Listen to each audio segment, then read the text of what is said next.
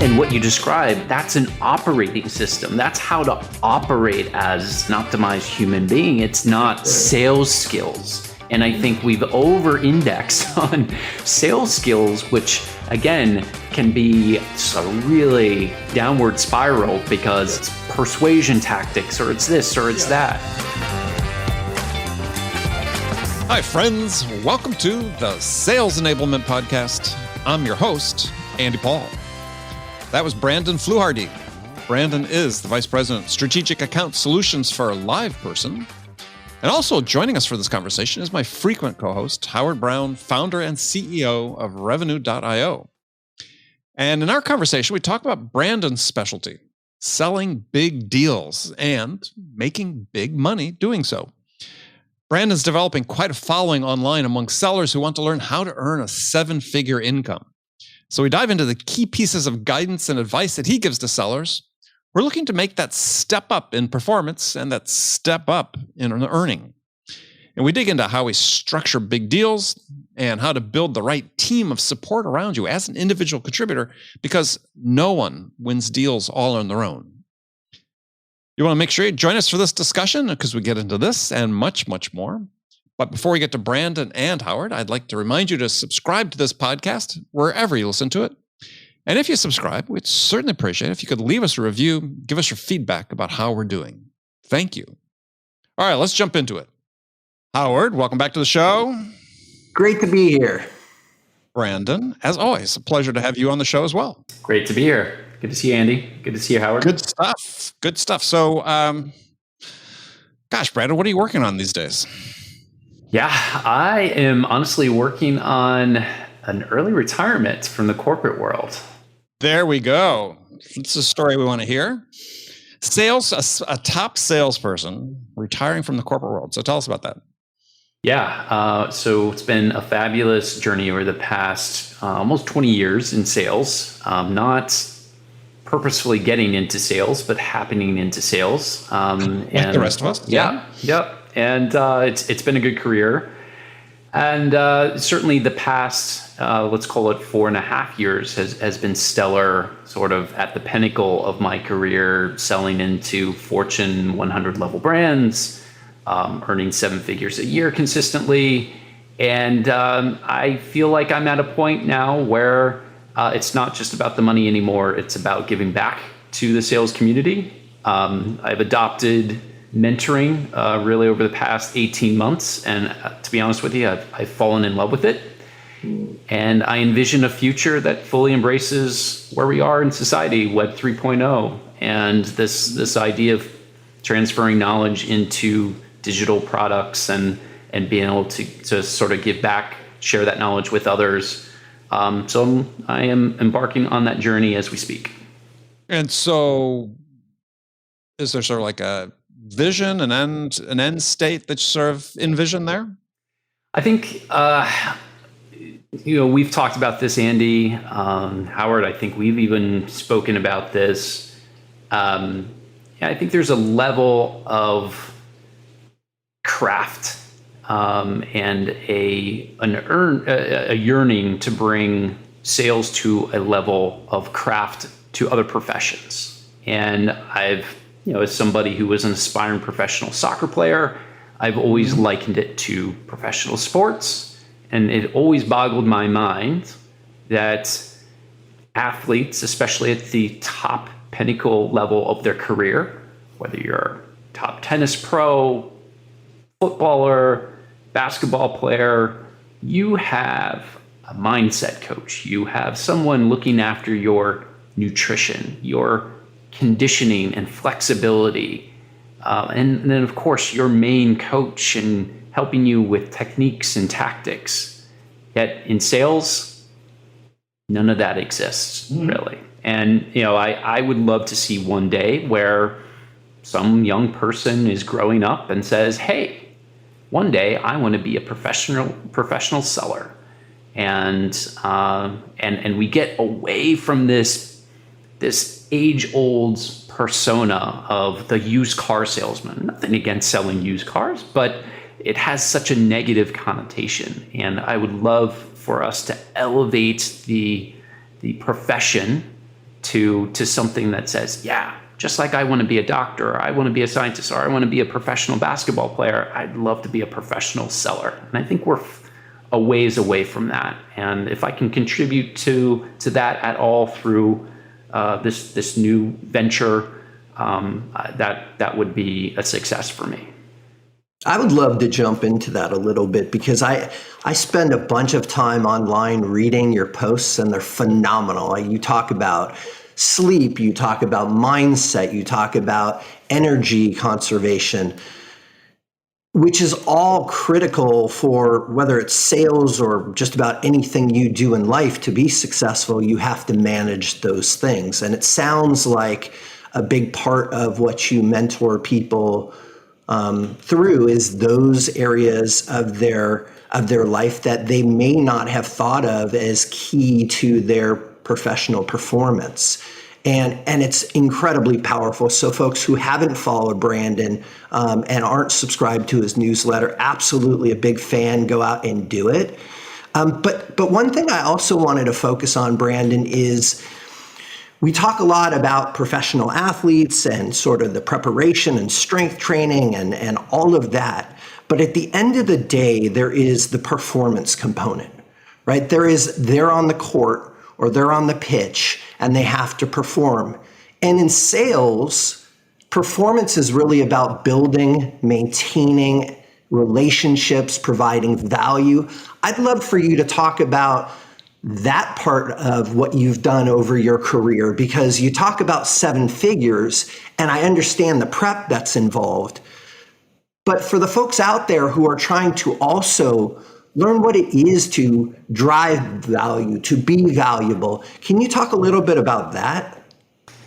Yeah, you hit on a lot of great topics there, Howard. And I think it comes down to a very simple premise. And, Andy, you and I have talked about this. I think we're in, violent agreement on this, is to be a human first and a seller second. And I think if you can optimize around being a human, that is a good place to start. And naturally, good sales outcomes will come from being a good human, and that's how do you become a good human? That's a wide range of things, from being ethical to being able to communicate well, to be able to connect with another human being, and to be able to transfer knowledge and consult and provide value. So all of that, comes along. And that's why I focus less on mentoring and helping other sellers how to sell, and instead focus on more optimizing around some of these missed elements around being the best human you can possibly be. So that's the starting point, is think, how can I be a better human first and seller second? And you talked about performance, and performance is definitely, I think, a key thing to constantly think about, constantly evolve, constantly improve. And I even, not that the sales world needs another acronym, but I developed an acronym that's sort of a guiding force for me, and I call it PREP, which stands for plan, rest, effort, and perform. And so perform is a core pillar. And my personal approach and philosophy around performance is, if you are going to obsess about something, obsess about the performance and do it in a very compassionate way. So here's the way I break it down. I think that anything with a start, a middle, and an end, and that could be a single workday, it could be a discovery call, it could be a meeting, it could be a demo, whatever it is, you need to start with discipline. You need to come in prepared. And then during the middle of that interaction, you need to be more flexible. And I liken it to being like a creative artist. You want to be flexible where when you're in the middle of something, whether it's the work day and you're getting pinged by your prospects and your coworkers, those things are out of your control. So you need to kind of give to the universe and be a little more flexible and open to what's happening. And the best way to do that is just embrace the moment. Be in the moment. If you are on a call, be in that call. Don't multitask. Really allow yourself to be in the zone.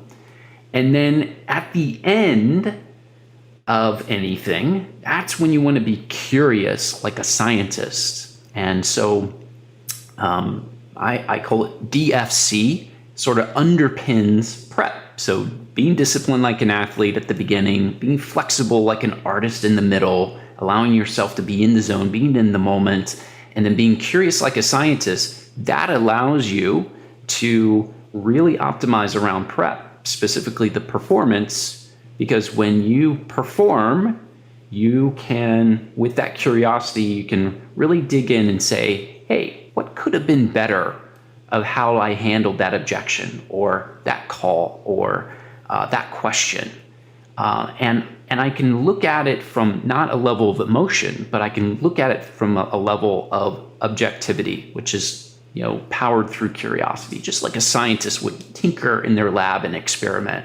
That allows you to be better tomorrow when you experience the engagement maybe with somebody else, or you tackle a new work day. You can go about it with a fresh set of eyes, and it starts all over again. You can be disciplined at the beginning, flexible in the middle, and curious at the end. It becomes this flywheel. So how did you happen across this? Was this something you sort of just recently said, okay, I'm going to look back and sort of try to, encapsulate everything I'm doing and characterize it a certain way? Or is there a sort of a aha moment earlier in your career when it's like, oh, so this is why this is happening? Yeah, I would say it's an evolution of my almost 20-year career in sales. And it does go back to the foundational roots of trying to be an aspiring professional soccer player in Europe. Fortunately, ran into some injury issues. But, when your days are structured, you have a consistent routine of when you go to bed, and when you wake up, and when you have your meals, and how much you eat in those meals, and when you show up for training, when you show up for games, and the mental preparation you need to do in a warm-up, the physical preparation that goes into that, all that is sort of inherent to become better each and every day, to become better in each and every game. Every week, you want to perform better than you did last week. And so I brought that naturally into my career in sales, but it wasn't necessarily reinforced because, like we talked about earlier, you don't have the mindset coach. You don't have all these various coaches to sort of help in all the various elements that really go into sales. We focus particularly on the technique and the tactics of selling, but we don't get into the broader, the softer skills and the other elements that make you as a human being. And so I would say the aha moment really was when the pandemic hit, because life changed. It changed for everyone, but it especially changed for me as a strategic seller, not being on a plane every week or every other week and jumping time zones and hopping on a plane to go across the country for a 1-hour meeting. It took me back to that time as a soccer player where I had a consistent schedule and I could look at things like, well, what would happen if I really focus on my sleep? What would happen if I tweak my diet in this way? What would happen if I manage my energy? What would happen if at the end of my day, I looked back on it and scored myself, gamified the process? And so I started doing that. I just started tracking. I just started observing. And soon enough, these things just started to occur to me. Hey, I'm living my life with discipline at the beginning, flexibility in the middle, and curiosity at the end. And it's allowing me to plan my days the night before. It's allowing me to rest easy because I'm not stressed out about things. I'm able to put forth my best efforts because I've done those first two things, and I'm able to ultimately perform and measure my performance in an interesting way. And I've been living my sort of my life ever since. And the cool thing is, the proof is in the pudding. It took me 2 years operating the old way to close 11 million in annual recurring revenue. And in just 10 months, I was able to sell 14.1 million in annual recurring revenue, operating in this new way. Amazing. Yeah, really Amazing. underperformed those first 2 years. I want to ask about that, because I think for most people, hitting 11 million bucks in 2 years would be, I don't want to say enough, but it would certainly be incredible, right? So obviously, before you started focusing on your sleep, your flexibility, your prep, what was it? There's other things there. Clearly, your training as an athlete, your routines, yes, 100%. But 11 million bucks over 2 years, that's not too shabby. So how did you get there? If I'm a younger salesperson, if I'm a sales leader and I want to focus and I want to know where to start to get there, where do I go? What do I think about? Yeah, I think there are a lot of things. Again, it kind of goes back to, number one rule that I always adopted, and it sort of was natural for me, which is to stop selling. Like, don't be a salesy person when you're coming in and talking to them. They're going to sniff that out. Your prospective buyers, they're going to sniff that out. And so I always wanted to deliver value. There needed to be a reason that I was contacting you, whether that was a first time outreach or it was following up. There needed to be some sort of reason for me to contact you. And so that's one. It's just be a good human who can connect well, deliver value, have value that you're delivering, good insights, and thinking big. That was never a challenge for me. I think it's a challenge for a lot of sellers, and I think it holds them back. Getting to the 11 million. So there's the selling piece of it, and then there's the operating piece. I was operating, what I call one, and if you know from my content, I'm anti-hustle. I hustled to get there, and it had an impact on my health. And so then I shifted to, okay, well, I've got the sales skills, which is being a human, connecting well, selling value, thinking big, helping them to not just think about a solution, but think about a transformation. So those things I was good at selling. And then I was able to combine that with operating. And that was the powerful combination. When I prioritized my health and then with good selling, that's when I was able to explode my results in a much faster time. So yeah, I think obviously one of the key things there is you said you stopped selling, right? And when you do that, yeah, I believe you start operating with a level of intentionality that is really what separates, right? I mean, I agree with you 100%, and obviously you're familiar with my content and so on, but it's like, yeah, if you're going to contact a buyer, what's the reason? How are you going to help them move closer to making a decision with that interaction? And if you don't know the answer to that question, why are you wasting their time and yours? That's right. Yeah. I think that's a key word in intentionality is like, what are your intentions here? Is it because I'm under pressure, I've got to meet my quota, my manager's breathing down my neck, I've got mortgage due, I've got all these pressures, again, in the human world. And again, I think this is why sales leaders might be missing an opportunity to be thinking about those things, because that, puts real pressure on things like mental health, something that's still a bit too obscure and not embraced in not only the corporate world, but the sales world. But actually, if you could provide some tools and support in just that realm, and then you can get at the heart of, well, how do you help a seller become more intentional, where they can do it for the right reasons, giving value.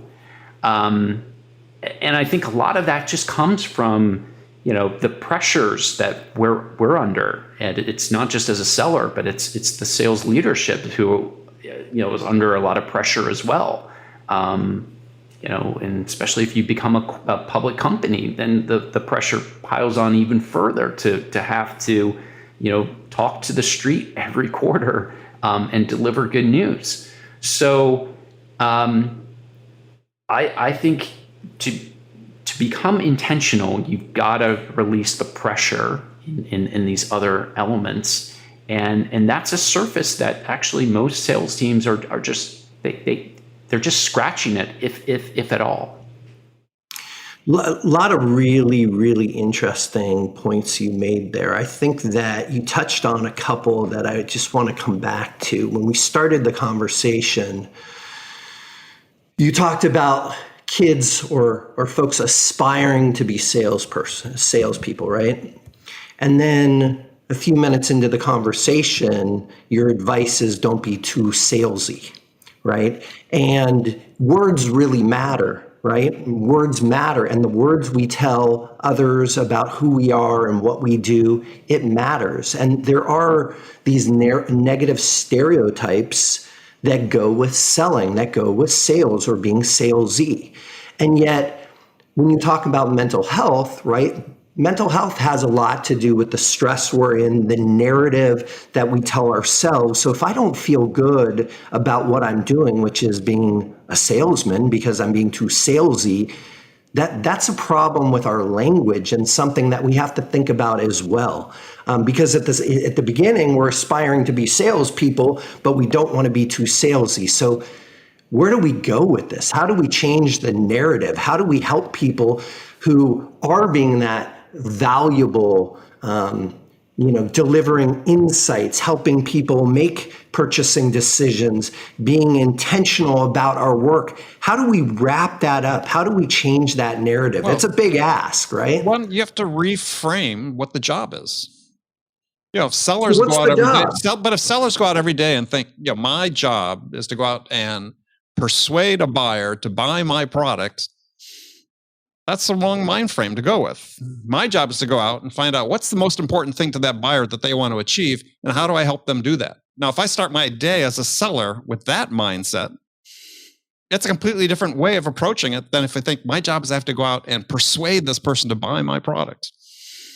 And so we have to reframe what the job is. And we have to reframe our approach to that. And what's been pervasive, I think, especially in SaaS sales, many of the startup cultures that I've been part of, which is hustle around the clock. You got to hustle and grind. How do you solve for filling the gap in your quota? How do you meet, by the end of the month? You grab a Red Bull and you just buckle down and you get it done. You just work more. And I think those two things, we need to redefine what it means to be salesy and what it means to be a professional seller. And I think there are great minds here who are committed to doing that. And then the way we operate and the way we work, because you're right, Howard, words matter, but actions are I think are even more important. And yeah, we see things told to us from sales leaders all the time, but then the subliminal message is, all right, it's end of month, it's end of quarter, it's time to buckle down and grind. I don't care about what's happening in your personal life. I don't care about anything going on. I don't care that you told the buyer we're really here to help you. Right.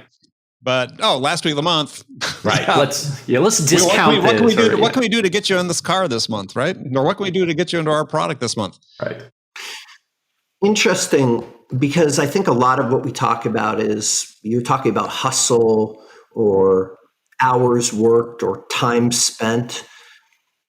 qualification of opportunities is so important, because if you're hustling and you're hustling for something that isn't a good fit for your company, your product, or your service, not only are you wasting your time, you're wasting your buyer's time, right?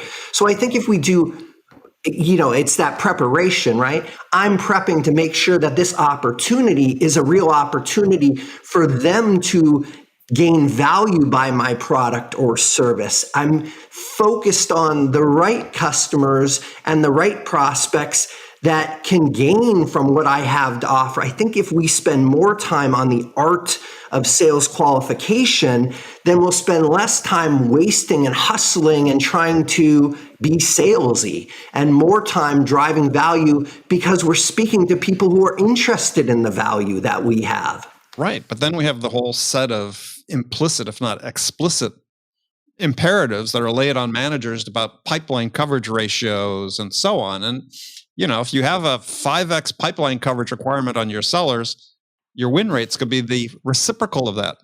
Well, yeah, it's 20%, right? But what if we have a 50% or a 60% win rate because we're only filling our pipeline with great opportunities?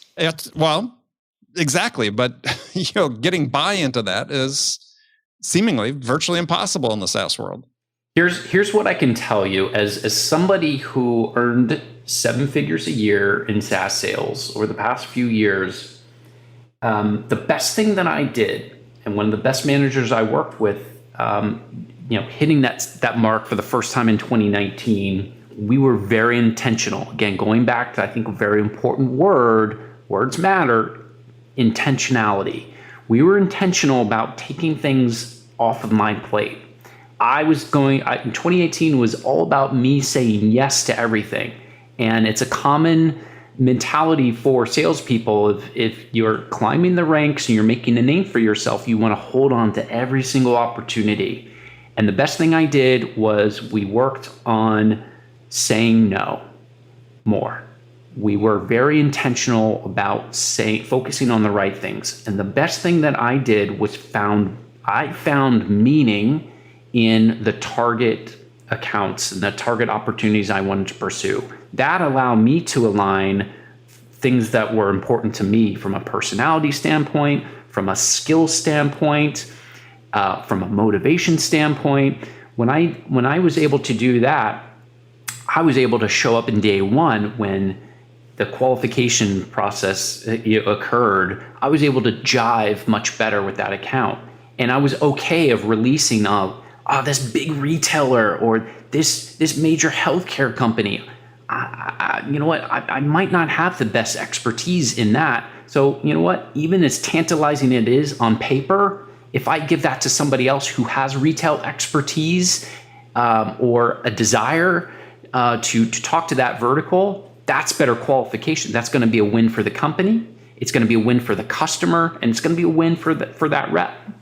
And I think for me, there's a lot of goodness right here. Andy, I know that you're concerned about the pipeline and forecast around that, and that's impossible to change. But I think what's impossible is expecting people to create pipeline and be okay with horrific close percentages, because at the end of the day, that quarter is not based on your pipeline. That quarter is based on revenue that you've booked, on sales that have happened. I think it's an easier sell in an organization to say, you know what? We're going to rejigger because we really want to scale. And the way we can scale Brandon is not wasting Brandon's time or buyer's time with things that it may be a great fit for another salesperson within the organization because they have more expertise around that specific vertical. Or not in the organization at all. 1,000%. There is something really important here about the qualification and building pipeline that can close. And I feel like that's an easier sell to a revenue organization than just more. I really do, because if we can prove it out with the results that if you qualify better, that if your reps and your sales managers are spending time on opportunities that can close, that to me is something we can achieve. And that's something that I think over a 6, 12, 18-month period, we can educate the market. We can educate teams on how to get there. Well, but why is it such a hard sell to your peers, Howard? I think that we haven't been looking at that piece of the data, right? We've been looking at all the benchmarks. You need 5x coverage. You need 4x coverage. Well, really, let's take a pilot, let's take a separate team, and let's measure it differently. Yeah, I mean, let's look at the people that are achieving high levels, and I guarantee, like Brandon and anybody else that's like him, and I can only speak to my own experience in my own career, yeah, I wasn't carrying 5x. I was carrying 1.3 to 1.5x. Well, look at what we're doing with SDRs, right? We're saying just book meetings, book. And guess what? So they're booking meetings because that's how they're getting comped. And then their AEs are dealing with opportunities or sales accepted leads or marketing qualified leads that aren't going anywhere. So we're wasting everybody's time based on the comp structure we have. Yeah, well, I agree 1,000%. This is, I think, it's a critical problem, especially in SaaS. And it's not just in SaaS. It exists everywhere. It's all over the place. I was dealing with a manufacturer recently, huge manufacturer. They got the same problem. It's just like create more and more and more, and our close percentages are awful, and we think it's the sales reps' fault. Yeah, well, sure. I mean, it's easy to shame the sales reps.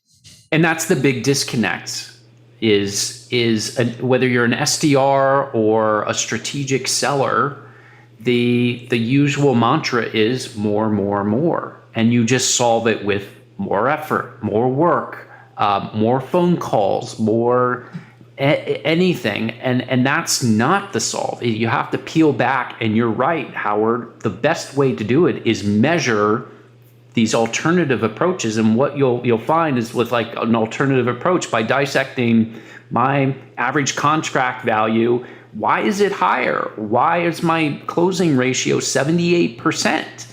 Why can't that be replicated? It can't be replicated. There is no special sauce. I do not have a college degree. I was bankrupt in 2008. There is nothing special that I was educated on that allows me to be any different than somebody who can be a good human. You know, it's like if you're optimized to be curious and you are interested, you're motivated.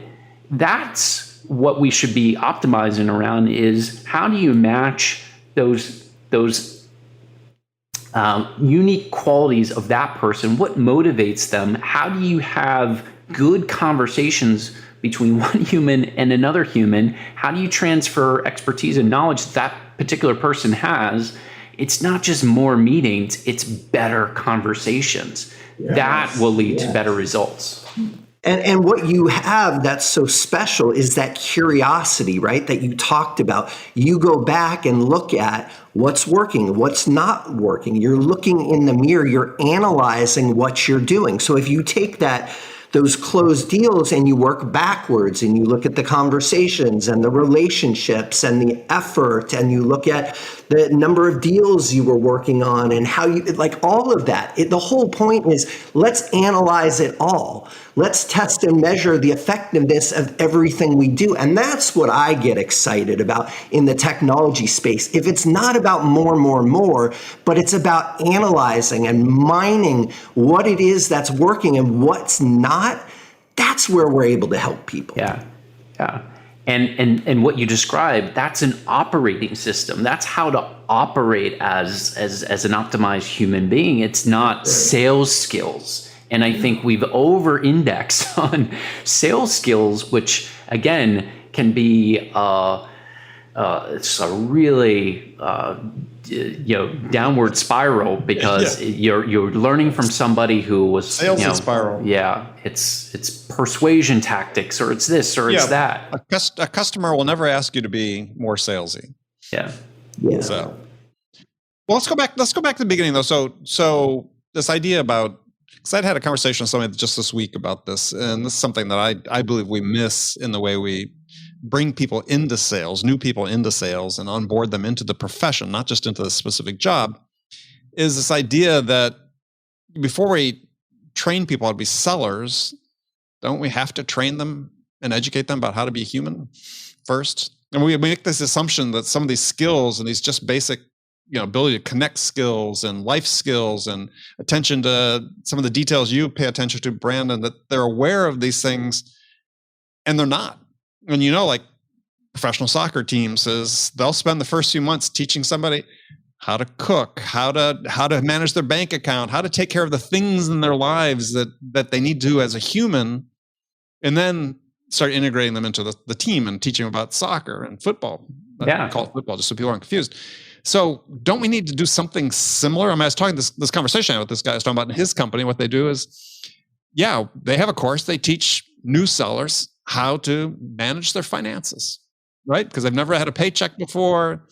It's just simple things like that we assume people know. Right.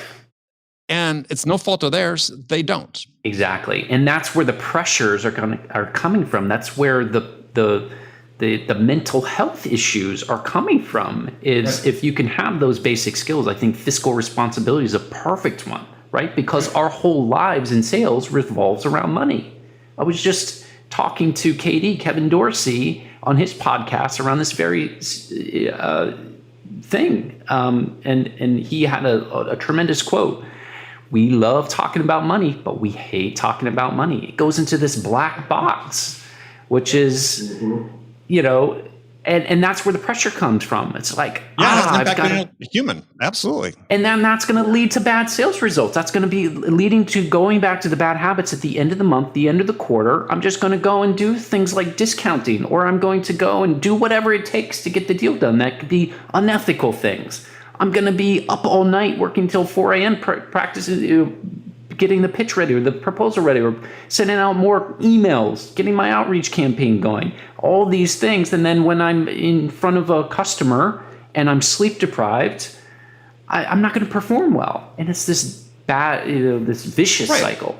Well, I think it could be even just take it on a more personal level, though, is if somebody is mismanaging their finances, they're just missing some basic information, that's a cause of stress.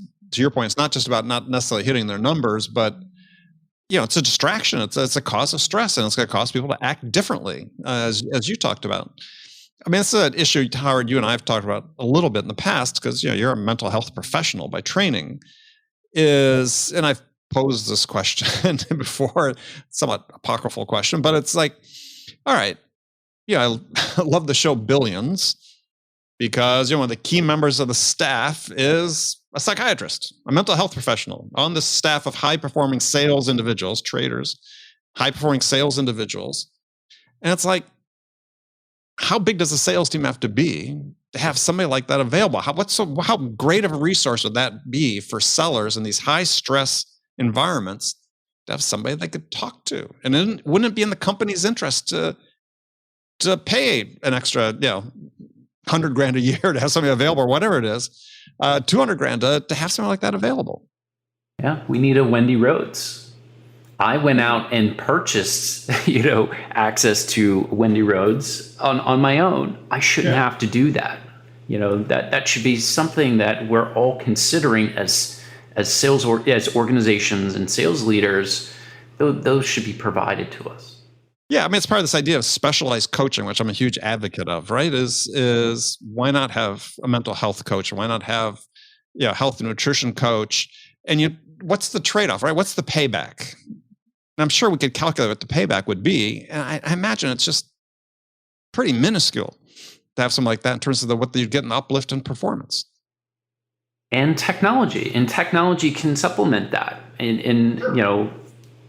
With what you're building, Howard, and other, AI on our wrists or our fingers with Aura Ring or Whoop.